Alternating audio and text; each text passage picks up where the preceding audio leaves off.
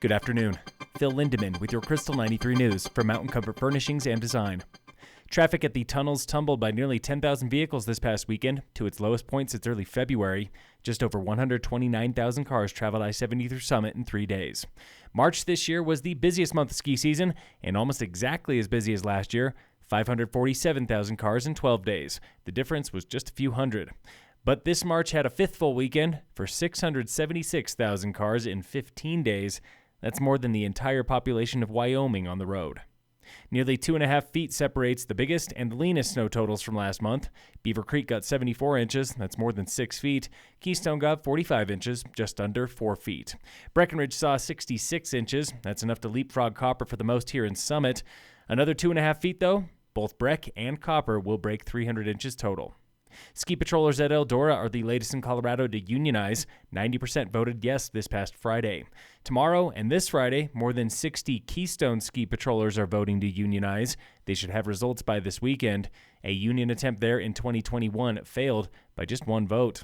Also tomorrow is town election day for Breckenridge, Blue River, and Silverthorne.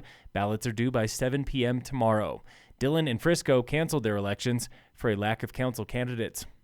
Vail Mountain's new 10-year master plan is coming with one new gondola, one updated gondola, and up to 2 new restaurants. Vail wants to upgrade Eagle Bond Gondola out of Lion's Head and build a third gondola for an updated base area in West Vail. That plan was once known as Evervail and put on hold almost a decade ago. The Forest Service is reviewing this master plan now. A former Grand County Commissioner, Richard Cimino, is the new executive director for Peak Health Alliance. Peak Health negotiates for budget health care in 9 counties. Leaving the alliance after 2 years is former executive Ann Ladd. In her tenure, she saw the loss of one healthcare partner, Bright Health, and the addition of a new one, Denver Health.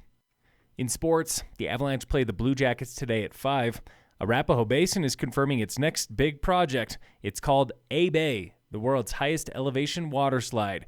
It's a hike-to water slide and kiddie pool, all fed by snowmelt at 12,000 feet, and it's going to be the rowdiest way down the Via Ferrata come summertime. Construction on the A-Bay water slide got started today, April 1st.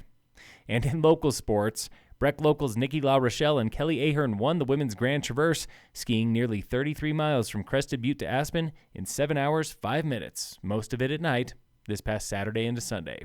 The Breckenridge Vipers got knocked out of the postseason tournament. They lost 2 close games in Santa Rosa, 5-4 Friday, 3-2 Saturday.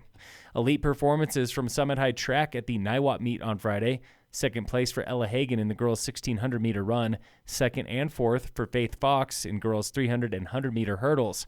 Third for Lindsay Keel in the 800 run. And Josh Shriver, he was top 10 at the boys' 1,600. Phil Lindemann, Krystal 93 News.